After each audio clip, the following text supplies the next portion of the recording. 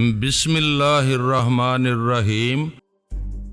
تو تم نے آرتھر کی بیٹی میں دیکھی ہے کوئی خرابی جو تم ایسی بات کر رہے ہو؟ میں نے پوچھا۔ میں نے تو اس کی شکل بھی نہیں دیکھی کبھی، میں کیا مدد کر سکتا ہوں اس کے بارے میں؟ وہ بولا۔ پھر تم مجھے اس کے ساتھ شادی کرنے سے منع کیوں کر رہے ہو؟ میں نے سوال کیا۔ میں نے کب منع کیا ہے تمہیں؟ او بڑے بھائی، یہ تم مجھے الزام کیوں دے رہے ہو آخر؟ دمن خوش دلی سے بولا۔ میں الزام دے رہا ہوں؟ میں نے حیرت سے کہا۔ ابھی تم نے یہ نہیں کہا تھا کہ پاکستان میں لڑکیوں کی کیا کمی ہے جو میں یہاں سے مصیبت گلے لگا کے لے جا رہا ہوں؟ میں قدرے جنجلا گیا تھا۔ او بھائی میرے، میں نے تو ایک عام سی بات کی تھی، اس کا مطلب یہ تو نہیں تھا نا کہ تم شادی نہ کرو اس سے۔ یہ تمہارا ذاتی معاملہ ہے، میں منع کرنے یا روکنے والا کون ہوتا ہوں؟ بھلا کہو تو میں خود بات کروں آرتھر سے؟ نہیں یار، بس شکریہ تمہارا، میں بات سب کر چکا ہوں اس سے۔ میں تو تم سے یہ کہہ رہا تھا کہ اسے اپنے ساتھ پاکستان لے جانا میرے پروگرام میں شامل تھا۔ اب تم جو کچھ کر رہے ہو اس طرح وہ میرے ساتھ کیسے جا سکے گی؟ کوئی ایسا انتظام کرو کہ وہ بھی جا سکے اسی طیارے میں جس میں تم مجھے بھیجو گے۔ میں نے کہا۔ وہ مسکراتے ہوئے بولا، اب اس مرتبہ تو اکیلے ہی چلے جاؤ، تم آئندہ جب آؤ گے تو اسے بھی لے جانا ساتھ۔ جس طرح تم جا رہے ہو ایسے تم خود ہی پہنچ جاؤ تو کیا کم ہوگا؟ اس غریب کو کہاں پریشان کرو گے؟ میں نے اٹھ کر بیٹھتے ہوئے کہا، میں اس کے بغیر نہیں جاؤں گا، یہاں سے ہٹو، چھوڑ دو مجھے، میں اسے خود لے آؤں گا جا کر، وہ میرا انتظار کر رہی ہوگی۔ اس نے آج کی رات میرے ساتھ سیر و تفریح کا بھی پروگرام بنا رکھا ہے۔ وہ میرے سینے پر ہاتھ رکھ کر مجھے لٹانے کی کوشش کرتے ہوئے بولا، پاگل مت بنو جیلانی، باہر نکلتے ہی پولیس تمہیں گھیر لے گی، تم اس سے نہیں بچ سکو گے،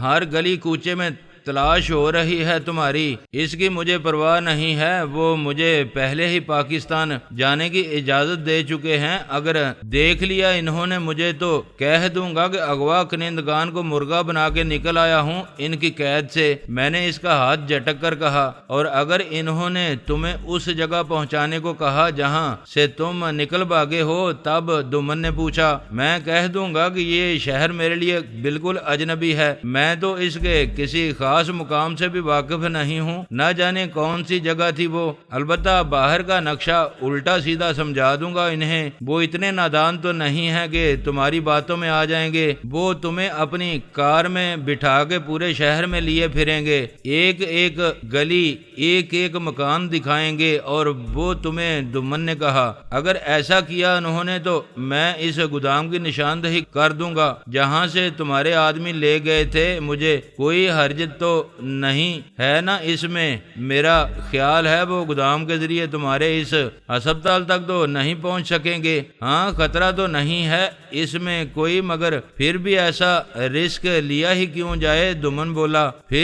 پھر کیا بتاؤں میں انہیں؟ تم اپنے کسی حریف کا پتہ بتا دو، مجھے پھنسوا دوں گا اس سالے خنزیر کی اولاد کو۔ وہ ہنسنے لگا، بولا، کھوپڑی تمہاری بھی بہت تیز کام کرتی ہے۔ بہرحال اس ساری تکلیف کی ضرورت نہیں ہے، تم لیٹے رہو یہیں چپ چاپ، میں کروں گا تمہارے لیے کچھ۔ مجھے معلوم نہیں تھا کہ تم اس کے لیے اس قدر سنجیدہ ہو رہے ہو۔ یار یہ عشق ہے نا، یہ عشق ہے ہی بڑی ٹیڑھی شے، جہنم میں بھی کودنے پر مجبور کر دیتی ہے آدمی کو۔ کہتا تو یار ٹھیک ہی ہے، کچھ ایسی ہی شے ہے۔ یہ غلام جیلانی جیسے سمابی کے پیروں کی زنجیر بن گیا ہے یہ عشق۔ بیچارے سیدھے سادے لوگوں کا کیا حشر کرتا ہوگا یہ۔ میں نے کہا، تو کچھ کر لے میرے بھائی، کوئی ایسی سبیل نکال لے کہ وہ بھی چلی جائے میرے ساتھ، ورنہ میرا جانا تو بیکار ہی ہو جائے گا۔ آدھا تو میں یہیں رہ جاؤں گا، اور وہ نصف غلام جیلانی جو پاکستان پہنچے گا وہ بھی کسی کام کا تو نہیں ہوگا۔ اچھا یار ٹھیک ہے، کریں گے کچھ تیرے لیے، یاری کر کے یوں تو نہیں چھوڑ دوں گا تجھے۔ دمن بولا۔ ہاں یار دیکھنا سستی بالکل نہ کرنا اس کام میں، وہ ساتھ نہیں ہوگی تو میں اڑتے ہوئے طیارے سے بھی کود جاؤں جاؤں گا، اس کے بغیر یہ شہر چھوڑنے کا تصور بھی نہیں کر سکتا میں نے ایک عاشق نامراد کے سے انداز میں کہا۔ اس ضمیر کے تاجر کو تو مجھے یہی تاثر دینا تھا کہ میں آرتھر اور ایلزبتھ کی حقیقت سے بے خبر ہوں اور میرا سینہ لیزی کے عشق کی آگ میں پھونکا جا رہا ہے۔ جب تک اسے میرے عشق کی شدت اور سچائی کا یقین رہتا وہ میرے بارے میں کسی شک کو جگہ نہ دیتا۔ وہ گرگے بارائیں دیدہ اس حقیقت سے خوب واقف تھا کہ عشق آدمی کی آنکھیں اور کان بالکل بند کر دیتا ہے، اس کے ذہن میں تصور جانا کے سوا کوئی بات سما ہی نہیں سکتی، سوچنے اور سمجھنے کے سارے دروازے بند ہو جاتے ہیں۔ اس پر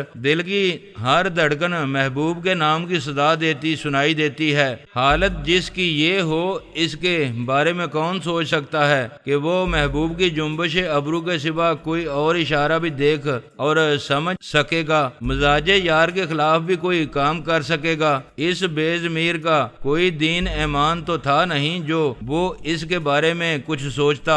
اس کا تو سب کچھ وہ دولت تھی جسے حاصل کرنے کے لیے اس نے اپنے اوپر سب کچھ حلال کر لیا تھا۔ حصول زر کے سوا اسے کوئی کام رہ ہی نہیں گیا تھا اس دنیا میں۔ وہ بھی ایسے ہی لوگوں میں سے تھا جو زر کو خدا مان کر اس کی پرستش کرتے رہتے ہیں، اپنے گرد دولت کا انبار لگانے کے لیے ساری حدیں پھلانگتے جاتے ہیں۔ انتہا یہ کہ انہیں ان لوگوں کی بھی کوئی پرواہ نہیں رہتی جو ان کی دولت میں اضافے کے لیے شب و روز محنت کرتے ہیں۔ وہ غریب اپنی محنت کا پھل بھی زر پرست کی جھولی میں ڈال کر نانے شبینہ کے لیے اس کا منہ تکتے رہ جاتے ہیں۔ یہ دنیا ہے، اچھے برے، امیر غریب، مہربان نامہربان، ظالم اور مظلوم، ہر طرح کے انسان پائے جاتے ہیں۔ یہاں ازل سے یہی دستور چلا آ رہا ہے۔ چھوٹی مچھلی بڑی مچھلی کی خوراک پہلے بھی بنتی رہی اور اب بھی بن رہی ہے۔ تہذیب اور تمدن کے ارتقاء نے بہت کچھ بدلا ہے مگر انسانی جبلت کو ابھی مکمل طور پر بدلا نہیں جا سکا ہے۔ یہ جاننے اور اس حقیقت کو تسلیم کرنے کے باوجود ایک دن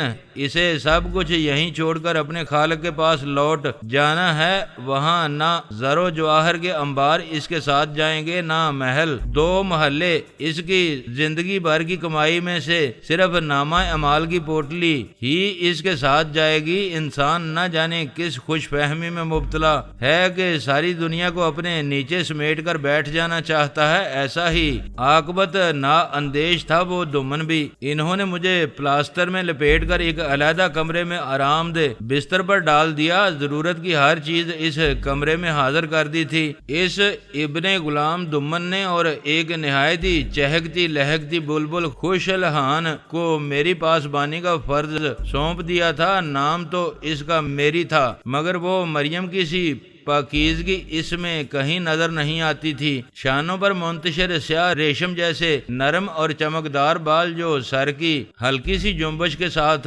کبھی دائیں اور کبھی بائیں طرف بادلوں کی طرح چہرے کی چاندنی کو اپنی اوٹ میں لے لیتے تھے اور ایک ادائے ناز سے گردن جھٹک کر انہیں وہ یوں پرے پھینک دیتی تھی جیسے ان کی یہ حرکت اسے ایک آنکھ نہ بھا رہی ہو۔ حالانکہ اس نے انہیں آزاد اسی لیے چھوڑ رکھا تھا کہ جب کوئی گستاخ نظر اس کے چہرے کے گلاب پر ٹک کر رہ جائے تو درمیان میں حائل ہو کر اسے نظر بد سے محفوظ کر لیں۔ صورت اس کی ایسی ہی من موہنی تھی کہ جو ایک بار دیکھتا ہوگا نظر ہٹانا بھول جاتا ہوگا۔ مگر میں تو اب پانی بھی پھونک پھونک کر پیتا تھا۔ مجھے اب دمن سے تعلق رکھنے والے ہر شخص پر یہودی ہونے کا شبہ ہونے لگا تھا۔ وہ جب سے آئی تھی مسلسل بولے جا رہی تھی اور میں بس ہوں ہاں کرتے ہوئے سنے جا رہا تھا۔ اس نے اپنے ترکش کے سارے تیر مجھ پر چلا ڈالے مگر میں اپنی جگہ سے ٹس سے مس تک نہ ہوا تو وہ عاجز آ کر اٹھ کھڑی ہوئی، بولی معلوم ہوتا ہے آپ کو میری یہاں موجودگی پسند نہیں آئی ہے جناب،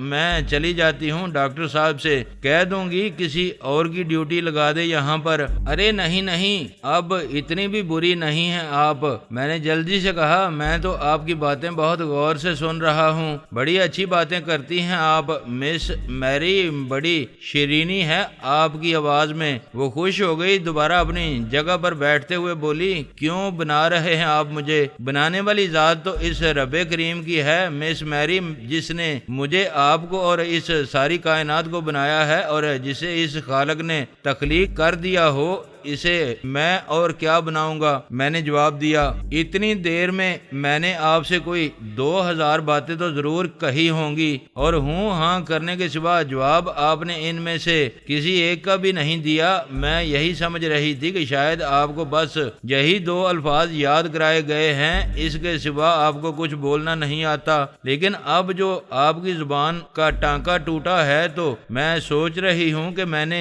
آپ کو بولنے کے لیے مجبور کر کے کچھ اچھا نہیں کیا ہے۔ اپنے حق میں وہ شوخی سے اٹھلاتے ہوئے بولی، نہیں مس میری، اب ایسی بات بھی نہ کریں آپ، دیکھیں اسی لیے میں بول نہیں رہا تھا، اتنی دیر سے میری حیثیت ہی کیا ہے؟ کون سی خوبی ہے مجھ میں کہ میں زبان کھولنے کی جرت کرتا؟ آپ جیسی بلبل خوش نوا کے سامنے اس کے انگاروں کی طرح دہکتے رخساروں پر شعلے رقص کرنے لگے تھے، بالکل بیر بیوٹی نظر آنے لگی تھی وہ۔ زبان تو اس کے منہ میں ساکت ہو کر رہ گئی تھی، مگر آنکھیں اس کی مصنوعی زہر عشق پڑتی معلوم ہونے لگی تھیں۔ شاید آج سے قبل کسی نے اس کی تعریف میں ایسے الفاظ استعمال نہیں کیے تھے۔ تعریف تو میں نے بھی کچھ ایسی خاص نہیں کی تھی اس کی، مگر شاید میرا انداز بیاں اس کے دل میں اتر گیا تھا، یا شاید وہ بھی کسی سوچے سمجھے منصوبے کے تحت میرے سامنے اپنے فنکارانہ صلاحیتوں کا مظاہرہ کر رہی تھی۔ مجھے کچھ نہیں معلوم تھا کہ اس ابلیس زادے دمن نے کس ارادے سے اسے مجھ پر مسلط کیا تھا، اور وہ سامنے بیٹھی صدقے واری ہو جانے والی نگاہوں سے مجھے تکے جا رہی تھی، تو اس کا دروں کیسا تھا؟ کیا ارادے باندھ رکھے تھے اس نے اپنے دل میں کوئی تارک دنیا زاہد خشک تو نہیں تھا کہ اس بتے کافر کی کوئی ادا میرے دل کو چھو نہ سکتی۔ دل میرا بار بار ڈاما ڈول ہونے لگتا تھا، مگر یہ موقع اسے تنہا چھوڑنے کا نہیں تھا، لہذا میں نے ذہن رسا کو اس کے ساتھ لگائے رکھا تھا کہ اس وقت میں اس کی کسی معمولی سی غلطی کا بھی متحمل نہیں ہو سکتا تھا۔ وہ کچھ دیر آنکھوں کے راستے میرے دل میں اترنے کی کوشش کرتی رہی، پھر بولی، آپ شاعر تو نہیں ہیں جناب؟ یہ کیا کہہ رہی ہیں آپ مس میری؟ یہ کیسے سمجھ لیا آپ نے؟ کیا میں صورت سے شاعر نظر آتا ہوں آپ کو؟ صورت سے تو آپ مجھے کوئی کاؤ بوائے لگتے ہیں، مگر حیرت ہے باتیں آپ کی بالکل شاعروں جیسی کرتے ہیں، سیدھی دل میں اتر جانے والی۔ میرا تو دل جھوم اٹھا ہے آپ کی باتیں سن کر۔ وہ آنکھیں بند کر کے مسرت آمیز لہجے میں بولی۔ تاثر وہ یہی دے رہی تھی مجھے جیسے میری باتوں سے بہت لطف اندوز ہو رہی ہو۔ اس نے آنکھیں کھولی تو میں نے ایک دم بات ہی بدل ڈالی، پوچھا، وہ ڈاکٹر دمن کہاں ہیں مس میری؟ وہ تو گھر چلے گئے اپنے۔ کیوں؟ آپ انہیں کیوں پوچھ رہے ہیں؟ وہ یوں بات بدلنے پر کچھ حیران ہو گئی تھی۔ اور ڈاکٹر ہارون وہ ہوں گے نا یہاں؟ پتہ نہیں وہ بھی ہیں یا نہیں، دیکھنا پڑے گا جا کر مجھے۔ تو ذرا تکلیف کر لیں، دیکھ لیں جا کر، انہیں کچھ بات کرنی ہے مجھے ان سے، میں نے کہا۔ وہ حیران نگاہوں سے مجھے دیکھتے ہوئے اٹھ کر باہر چلی گئی۔ حیرانی اسے یہ ہوگی کہ آخر میں آدمی کس مزاج کا ہوں، کیسی عجیب طبیعت پائی ہے میں نے اس جیسی بانکی کٹیلی آنکھوں والی نار کو۔ یوں مہربان دیکھ کر بھی مجھے اوروں کا خیال رہتا ہے۔ اس کی آنکھوں سے ملنے والا پیغام موصول ہونے کے بعد بھی میں کتاب محبت کی ورق گردانی کرنے کی بجائے ان حسین لمحات کو ڈاکٹر ہارون پر ضائع کیے دے رہا ہوں۔ شاید وہ یقین کر چکی تھی کہ اس نے مجھے پوری طرح مسخر کر لیا ہے، اب میں اس کی موجودگی میں کسی اور طرف دیکھ ہی نہیں سکوں گا۔ تھی وہ شکاری قسم کی، گھات لگانے اور پھندا ڈالنے میں اچھی خاصی مہارت حاصل تھی اسے۔ اس کے لیے یہ شاید پہلا موقع تھا جب کسی نے اس کے تیرے نظر سے گائل ہو کر مسیحائی کے لیے اس کے سوا کسی اور کو آواز دی تھی۔ 2 ہی منٹ کے بعد ڈاکٹر ہارون کمرے میں داخل ہوا، اس کے پیچھے پیچھے وہ دشمن اماں بھی تھی۔ میں نے ڈاکٹر ہارون سے اردو میں کہا، اوے یار ڈاکٹر صاحب، یہ کیا چیز مسلط کر دی ہے تم لوگوں نے میرے اوپر؟ کون سی چیز؟ کس چیز کا ذکر کر رہے ہیں آپ؟ وہ کمرے میں ادھر ادھر نظریں دوڑاتے ہوئے بولا، میں اس کا ذکر کر رہا ہوں پیارے بھائی۔ میں نے میری کی طرف دیکھتے ہوئے کہا، اس کا جسے تم پھر اپنے ساتھ لگا کے لے آئے ہو۔ کیوں جناب؟ کیا کیا ہے اس نے؟ کوئی گستاخی کر بیٹھی ہے یہ آپ کی شان میں کیا؟ اس نے پوچھا۔ گستاخی یہ بیچاری کیا کرے گی، البتہ ادائیں اس کی بڑی بازاری قسم کی ہیں، مجھے اپنے سانچے میں ڈالنا چاہتی ہے۔ یہ بنت امریکہ، کیا کوئی شریف زادی دستیاب نہیں ہے تمہیں؟ میں نے تلخی سے کہا۔ اوہ تو یہ بات ہے، اس لیے اس قدر چراغ پا ہیں آپ۔ لیکن جناب اسے تو ڈاکٹر دومن نے خاص طور پر منتخب کیا ہے۔ آپ کے لیے ان کا کہنا تھا کہ آپ بڑے شوقین مزاج آدمی ہیں، لہذا آپ کی خدمت کے لیے کوئی ایسی ہی لڑکی ہونی چاہیے جو آپ کے معیار پر پوری اتر سکے۔ اچھا تو یہ معیار ہے میرا اس کی نظر میں، ایسا سمجھتا ہے وہ مجھے۔ لاؤ اسے ذرا میرے پاس، میں پوچھوں گا اس سے کہ اس نے کب مجھے گرتے دیکھا ہے، جاؤ بلا کے لاؤ اسے۔ میں غصے سے چیخا۔ وہ بیچارہ بری طرح گھبرا گیا، بولا آپ ناراض نہ ہوں جناب، میں ابھی اسے واپس بھیج دیتا ہوں۔ پھر وہ میری کی طرف مڑ کر انگریزی میں بولا، مس میری آپ جائیں یہاں سے، ہمیں ضرورت ہوگی تو پھر بلا لیں گے۔ اس نے ایک بار پھر حیران ہو کر میری طرف دیکھا اور پھر عجیب سی ششو پنج کی کیفیت میں مبتلا باہر چلی گئی۔ جی تو میرا بڑا چاہتا تھا اس بنتے تناز سے اٹکھیلیاں کرنے کو، مگر ڈر یہی مانے تھا میرے ارادوں کے درمیان کہیں وہ دومن کی سکھائی پڑھائی ہوئی مینا نہ ہو، مجھے اپنی آنکھوں کے چھلکتے ساگر سے پلا پلا کر اتنا مدہوش نہ کر دے کہ میرا دروں بروں سب کچھ اس پر یہاں ہو جائے۔ اگر اس کے ذریعے دومن کو میرے اصل پروگرام کی ہوا بھی لگ جاتی تو اس عالم بے بسی میں، جبکہ دونوں ٹانگیں میری انہوں نے پہلے ہی قابل استعمال نہیں چھوڑی تھیں، وہ نہ جانے مجھے کس خوفناک عذاب سے گزار دیتے، پتہ نہیں کس گڑھے میں اتار دیتے، میرے ٹکڑے کر کے کسی جھیل، سمندر یا دریا میں مچھلیوں کی خوراک بنا دیتے۔ بڑی بری گھڑی آ پڑی تھی مجھ پر، پھونک پھونک کے قدم بڑھانے کی ضرورت تھی۔ اس وقت وہ گھڑی ایسی بالکل نہیں تھی کہ میں اس دل نا ہنجار کی باتوں پر کان دھرتا، اس شترے بے مہار کو نکیل ڈال کر ہی رکھنے کی ضرورت تھی اس وقت۔ چنانچہ میں نے اسے اپنے کمرے سے نکلوا دیا تھا اور یہی بہتر بھی تھا میرے لیے، ورنہ نہ جانے کس کھپن میں جا اترتا میں۔ اس کے جانے کے بعد ڈاکٹر ہارون نے مجھ سے پوچھا، لیجیے جناب نکال دیا میں نے اسے یہاں سے، اب تو کوئی شکایت نہیں رہی نا آپ کو ہم سے؟ میں نے ہنس کر کہا، شکایت تو مجھے پہلے بھی کچھ نہیں تھی پیارے بھائی، ناراضگی تو میرے دومن سے تھی، اسے ایسا نہیں کرنا چاہیے تھا۔ بہرحال اب انہیں بلانے کی ضرورت تو نہیں رہی، مطمئن ہے نا آپ اب؟ اس نے کہا، ہاں یار کہہ تو دیا میں نے، اب ٹھیک ہے سب کچھ، میں نے جواب دیا۔ اچھا تو اب میں کسی اور کو بھیج دیتا ہوں آپ کے پاس۔ وہ جانے کے لیے مڑ کر بولا، اوے نہیں بھائی اس کی ضرورت نہیں ہے اب، اور کسی کو مت بھیجنا یہاں، مجھے ضرورت ہوگی تو خود بلا لیا کروں گا، میں کوئی گھنٹی شنٹی تو ہوگی ہی نہ یہاں۔ میں نے کہا۔ وہ پھر میری طرف مڑ گیا، بولا، ہاں ہاں کیوں نہیں، وہ دیکھیں وہ آپ کے سرانے دائیں ہاتھ پر دیوار کے ساتھ جو سوئچ بورڈ لگا ہے، اس میں کئی رنگ کے سوئچ لگے ہیں، وہ سرخ سوئچ جو ہے اسے آپ کسی ایمرجنسی کے لیے استعمال کریں، اسے دباتے ہی اسپتال کے ہر ڈاکٹر کے آفس میں اس کمرے کے نمبر والا سرخ بلب روشن ہو جائے گا، اور جو ڈاکٹر بھی اس وقت اپنے میز پر موجود ہوگا اسے پتا چل جائے گا کہ آپ کو اس کی ضرورت ہے، وہ فوراً آپ کے پاس دوڑا چلا آئے گا۔ سبز بٹن دبانے سے سبز رنگ کا بلب روشن ہوگا، اس کا مطلب یہ ہے کہ مریض کو اس ڈاکٹر کی ضرورت ہے جس کہ وہ زیر علاج ہے، چنانچہ وہ ہر ڈاکٹر جو اس بلب کو روشن دیکھے اس کا فرض ہو جاتا ہے کہ وہ مطلوبہ ڈاکٹر تک اس کی اطلاع پہنچا دے کہ اس کے مریض کو اس کی ضرورت ہے، اور یہ پہلا سوئچ اس کمرے میں متعین نرس کو بلانے کے لیے ہے۔ اس کے دبانے سے کمرے کے باہر لگا ہوا زرد رنگ کا بلب روشن ہو جاتا ہے۔ انہیں آپ ذہن نشین کر لیں اور ضرورت کے مطابق انہیں استعمال کریں۔ آپ کے کمرے کے باہر ایک نرس کی ڈیوٹی لگا دی جائے گی، وہ آپ کے بلائے بغیر اندر قدم بھی نہیں رکھے گی۔ انتظام انہوں نے بڑا معقول کر رکھا تھا، بظاہر کوئی اس اسپتال کی کارکردگی پر انگلی بھی نہیں اٹھا سکتا تھا، کسی کو شبہ بھی نہیں ہو سکتا تھا کہ یہاں اسپتال کی آڑ میں کوئی غلط دھندا بھی ہو سکتا ہے۔ میں نے کہا، ہاں یہ ٹھیک ہے، جسے بھی یہاں لگاؤ اسے یہ تاکید ضرور کر دینا کہ اندر بغیر بلائے قدم بھی نہ رکھے۔ اچھا اب مجھے اجازت دیں میں جا کر اس کا انتظام کر دوں۔ ڈاکٹر ہارون پھر دروازے دروازے کی طرف مڑ گیا۔ اوے یار، تمہیں جانے کی اس قدر جلدی کیوں ہے؟ کیا کوئی ضروری کام کر رہے ہو وہاں؟ نہیں، ایسا کوئی ضروری نہیں ہے۔ وہ جاتے جاتے پھر رک گیا، رک کر میری طرف پلٹ گیا۔ کچھ اور کہنا ہے آپ کو؟ یہاں بیٹھو ذرا، میرے پاس کچھ باتیں کرنا چاہتا ہوں میں تم سے۔ میرے سینے میں ہلچل مچا دی ہے تم نے اس وقت۔ وہ باتیں کر کے تم دمن کے ہر معاملے میں شریک معلوم ہوتے ہو، اس کا کوئی راز تم سے پوشیدہ نہیں ہے شاید۔ اس قدر با اعتبار آدمی ہو تم اس کے، پھر تم مجھے اس کے خلاف